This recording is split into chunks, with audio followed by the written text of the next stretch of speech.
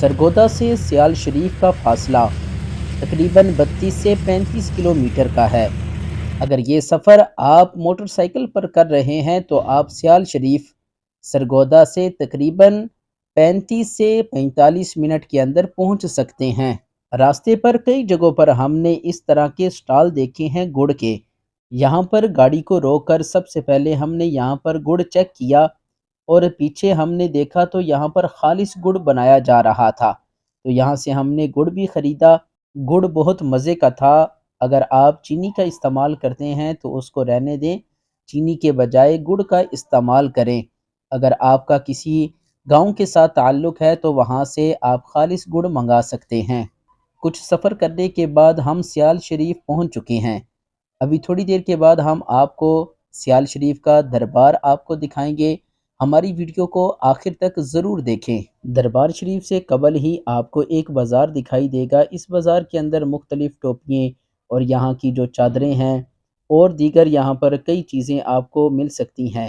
ہر آستانے کی کوئی نہ کوئی پہچان ہے۔ سیال شریف کی پہچان یہ ٹوپی ہے اور بلو کلر کی چادر۔ تو یہاں سے میں نے یہ ٹوپی خرید لی ہے۔ جہاں پر بھی میں جاؤں گا اگر یہ ٹوپی میں نے پہنی ہوگی، گلے میں چادر ہوگی، تو دور سے لوگ کہیں گے کہ یہ سیالوی ہے، ہمارا پیر بھائی ہے۔ اللہ تعالی ہم سب کے پیر و مرشد کی خیر فرمائے۔ اگر دنیا سے چلے گئے ہیں تو ان کے درجات کو مزید بلندی عطا فرمائے، اور صحیح العقیدہ جو ہمارے پیر ہیں اللہ تعالی ہمیں ان کے نقش قدم پر چلنے کی توفیق عطا فرمائے۔ جیسے ہی ہم مزار شریف کی طرف انٹر ہوتے ہیں تو سب سے پہلے مسجد آتی ہے۔ مسجد کے ساتھ ہی یہ ایک حوض ہے پانی کا۔ یہاں سے جتنے بھی لوگ آتے ہیں یہاں پر وضو کرتے ہیں، تو یہ بڑا خوبصورت سا منظر ہوتا ہے۔ سبحان اللہ۔ وضو کر کے ظہر کا وقت تھا، ہم نے آ کر نماز ادا کرنے کے لیے مسجد کے باہر صحن میں آ چکے ہیں۔ یہاں پر ہم نے سنتیں ادا کی۔ آپ دیکھ سکتے ہیں کتنے لوگ جو یہاں پر آئے ہیں، سیال شریف کے مرید ہیں یا دیگر جو لوگ ہیں یہاں پر اللہ کے حضور حاضر ہیں، نماز ادا کر رہے ہیں۔ اللہ والوں کا جہاں پر بھی مزار ہوتا ہے، جہاں پر انہوں نے ڈیرا لگایا ہے، وہاں پر اللہ کا گھر ضرور بنایا ہے، مسجدیں وہاں پر بنی ہوئی ہیں۔ سبحان اللہ، آپ دیکھ سکتے ہیں۔ تو چلیں نماز ادا کرنے کے بعد اب ہم مزار شریف کی طرف چلتے ہیں۔ مسجد کے ساتھ ہی یہ جو دروازہ ہے یہ سیدھا دربار شریف کی طرف جا رہا ہے۔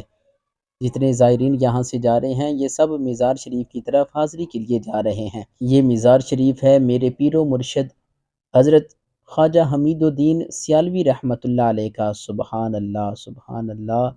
سیال شریف ایک مشہور روحانی اور علمی مرکز ہے جس کا تعلق سلسلہ چشتیہ سے ہے۔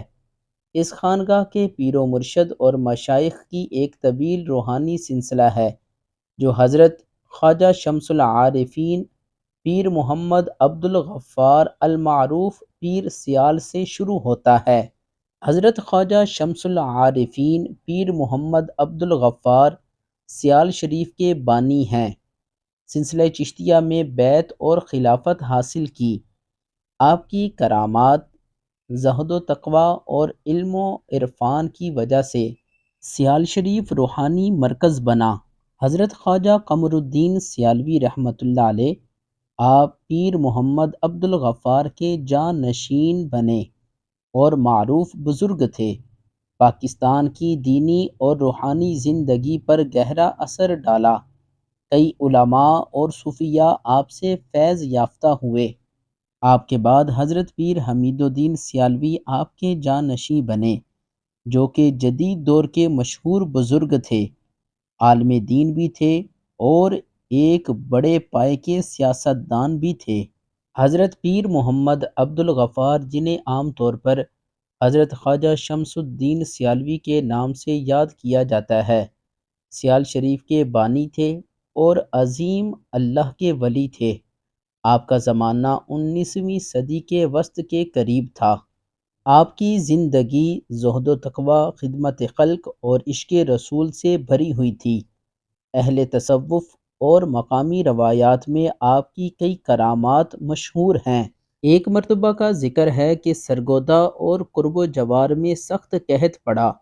لوگ آپ کی خدمت میں حاضر ہوئے اور دعا کی درخواست کی۔ آپ نے فرمایا اللہ تعالیٰ کی رحمت وسیع ہے، بس یقین مضبوط کرو۔ آپ نے دعا کے لیے ہاتھ اٹھائے اور تھوڑی ہی دیر میں آسمان پر بادل چھا گئے اور موسلادھار بارش ہوئی۔ اس دن سے لوگ آپ کو شمس العارفین کہنے لگے، یعنی وہ بزرگ جن کی دعا سے اندھیرے بھی ڈھل جاتے ہیں۔ اور بھی کئی آپ کی کرامات ہیں۔ اللہ والوں سے جو ایسے کام سرزد ہوتے ہیں جن کو عقل تسلیم نہیں کر سکتی، ان کو کرامت کہتے ہیں، اور اگر اللہ کے نبیوں سے ایسے کام ہوں تو انہیں معجزہ کہا جاتا ہے۔ ایک روز ایک فقیر آپ کے دربار میں حاضر ہوا، لیکن لنگر ختم ہو چکا تھا۔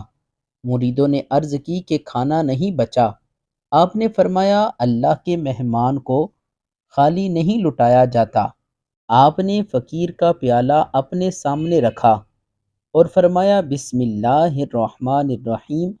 سب کی آنکھوں کے سامنے پیالہ خود بخود بھر گیا اور فقیر نے خوب سیر ہو کر کھانا کھایا۔ سبحان اللہ! یہ مقام، یہ مرتبہ ایسے نہیں ملتا۔ پہلے اللہ کو راضی کرنا پڑتا ہے، پھر جا کر یہ مقام ملتا ہے۔ حدیث قدسی ہے، اس کا مفہوم میں آپ کے سامنے بیان کر دیتا ہوں۔ رب فرماتا ہے عبادت کر کے اتنی عبادت میرا بندہ کرتا ہے کہ وہ میرا قرب پا لیتا ہے، پھر میں اس کی آنکھیں بن جاتا ہوں، میں اس کے ہاتھ بن جاتا ہوں، میں اس کے پاؤں بن جاتا ہوں، میں اس کے کان بن جاتا ہوں، اور میں اس کی زبان بن جاتا ہوں۔ یعنی اللہ تعالیٰ ان چیزوں سے پاک ہے، لیکن جب اللہ کا بندہ اللہ کا قرب پا لیتا ہے، پھر زبان سے وہ جو کہہ دیتا ہے رب تعالیٰ وہی کر دیتا ہے۔ اس لیے اللہ والے بہت بڑے منصب پر پہنچے ہوتے ہیں، تبھی جا کر ان کو یہ مقام ملتا ہے۔ آج بھی ان کے مزارات پر جب ہم جاتے ہیں تو وہاں پر دیکھتے ہیں لوگ پتہ نہیں کہاں کہاں سے آ رہے ہیں۔ وجہ کیا ہے کہ انہوں نے اللہ کو راضی کیا ہے۔